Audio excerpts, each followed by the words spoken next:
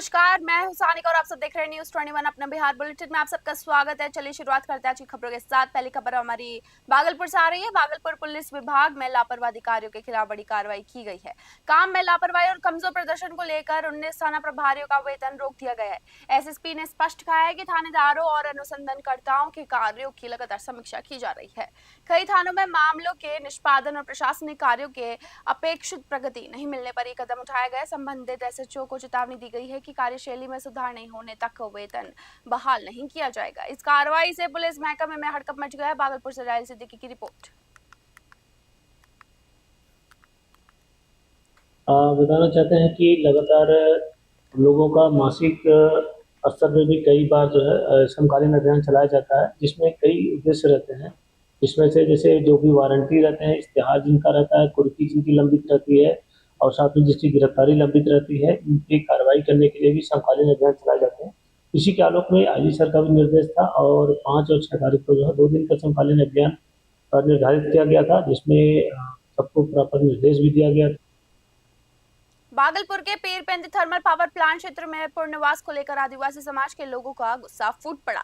सैकड़ों ग्रामीणों ने प्लांट के मुख्य गेट को जाम कर दिया और जोरदार प्रदर्शन किया। लोगों ने प्रशासन और प्लांट प्रबंधन के खिलाफ नारेबाजी की। ग्रामीणों का आरोप है कि विस्थापित परिवारों के लिए बनाए जा रहे घर उनकी जरूरत के अनुसार नहीं है। पहले भी कई बार शिकायत की गई, लेकिन सुनवाई नहीं हुई। मौके पर पहुंचे अधिकारियों ने लोगों को समझाया और आश्वासन दिया। बाद में स्थिति शांत हुई, लेकिन ग्रामीणों ने आगे आंदोलन की चेतावनी दे दी। भागलपुर से रायल सिद्दीकी की रिपोर्ट। घर वह घर जो है ना, अभी मिट्टीकरण होगा तो वह घर सुअर पोसने लायक होगा, वह मानव के लायक नहीं है। समझ गए? कुछ लोगों ने बताया पहाड़िया टोली के आदिवासी समाज के लोग की आदिवासी के समाज पदाधिकारी के द्वारा धमकाया जा रहा है। ये तो टोटल गलत है। और वही ना पदाधिकारी कहा जाए, वो पैसे के लालच में बिका हुआ है सब। पैसे के लालच? हाँ, एकदम फाइनली जी। और डीएम साहब खुद स्वयं इसका निगरानी कर रहे हैं, स्वयं बोल रहे हैं, विधायक से बिना पूछे वह सब काम को यहाँ अंजाम दे रहे हैं। इसलिए पूरी तरह से, और डीएम साहब जो कह रहे हैं ना कि वह कर रहे हैं। क्या मामला, हम लोग को घर बना के दीजिए, बाथरूम बना के दीजिए, ठीक है, बना के दीजिए। उसके बाद हम लोग को मतलब कॉलोनी बना के दीजिए सर।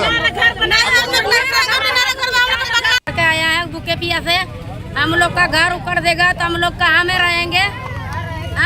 जिसे भी बिड़ा दिया है, बाउंड्री बनवा दिया है, तो हम लोग कहाँ में रहेंगे? कितने दिनों से आप लोग वहाँ पे रहते थे? बहुत दिन से। कितना दिन से? 2 साल, 5 साल, 1 साल? दादा दादी से ही रह रहा है। भागलपुर के सुल्तानगंज हत्याकांड में नगर परिषद सभापति राजकुमार गुड्डू की मौत के 6 दिन बाद पूर्णिया सांसद पप्पू यादव उनके घर पहुंचे। उन्होंने मृतक के चित्र पर पुष्पांजलि अर्पित कर श्रद्धांजलि दी और परिजनों से मुलाकात की। सांसद ने मृतक की पत्नी, माता और सहयोगियों से पूरी घटना की जानकारी ली। उन्होंने इस घटना को बेहद दुखद बताया। पप्पू यादव ने आरोप लगाया कि सुल्तानगंज में अपराधियों का बोलबाला है और सरकार उन पर कार्रवाई नहीं कर रही है। उन्होंने दोषियों के खिलाफ सख्त कार्रवाई और फास्ट ट्रैक ट्रायल की मांग की। भागलपुर से राहिल सिद्दीकी की रिपोर्ट। गुस्साती नहीं कर सुनिए और बेफिक्र रहिए आप। हमें नॉलेज में आएगा कि अपराधी के अलावे किसी को यदि मेरे साथ कोई बात, यदि उसने किसी ने, उनके लड़के ने कहा कि पप्पू यादव से हम उम्मीद करते हैं कि हमको न्याय मिले, तो उसका फादर अपराधी था, वो मरा। इनकाउंटर नहीं हुआ, ये मैं कहता हूं, अभी भी इनकाउंटर किया गया, अपराधी था, हो गया। मैं बिल्कुल क्लियर हूं, अपराधी मरे, मुझे कोई दुख नहीं। भागलपुर में विक्रमशिला सेतु के क्षतिग्रस्त होने के बाद अब वैकल्पिक व्यवस्था के तहत बेली ब्रिज बनाने की प्रक्रिया तेज कर दी गई है।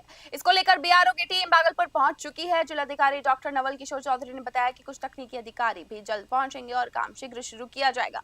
जिला प्रशासन ने टीम के रहने और अन्य सुविधाओं की व्यवस्था की है। डीएम ने कहा कि प्रशासन और बीआरओ के संयुक्त प्रयास से बेली ब्रिज जल्द तैयार की जाएगा, जिससे आम लोगों को आवागमन में राहत मिलेगी। सेतु क्षतिग्रस्त होने से लोगों को भारी परेशानी हो रही थी। भागलपुर से रायल सिद्दीकी की रिपोर्ट।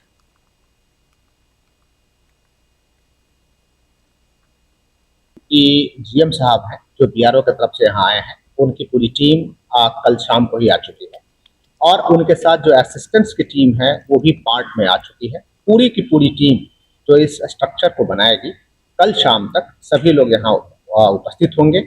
और आपको सामग्री में भी बता दूं, करीब 12 ट्रक के आसपास जो सामग्री है हमारा, उसमें से 3 ट्रक आ चुका है हमारे जिले में, और जो 8 ट्रक से 9 ट्रक सामान है वो कल शाम तक आ जाएगा।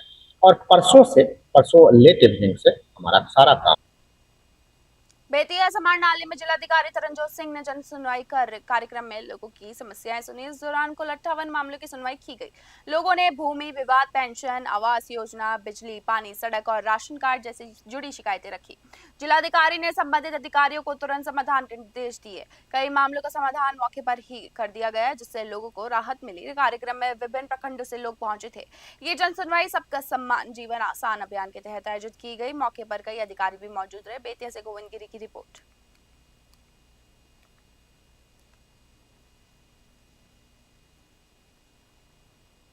मुजफ्फरपुर के ओराई प्रखंड मुख्यालय स्थित सामुदायिक स्वास्थ्य केंद्र में गर्भवती महिलाओं के लिए एएनसी जांच शिविर का आयोजन किया गया। शिविर में क्षेत्र के विभिन्न गांव में से आई सैकड़ों महिलाओं की जांच की गई। एएनएम रिंकी कुमारी ने बताया कि ये एएनसी जांच शिविर महीने में 3 बार 9, 15 और 21 तारीख आयोजित किया जाता है। इसमें गर्भवती महिलाओं का बीपी, ब्लड टेस्ट, हाइट और अन्य जरूरी स्वास्थ्य जाँच की जाती है। कार्यक्रम का उद्देश्य मातृ एवं शिशु स्वास्थ्य को बेहतर बनाना है। मुजफ्फरपुर से सत्यम शर्मा की रिपोर्ट।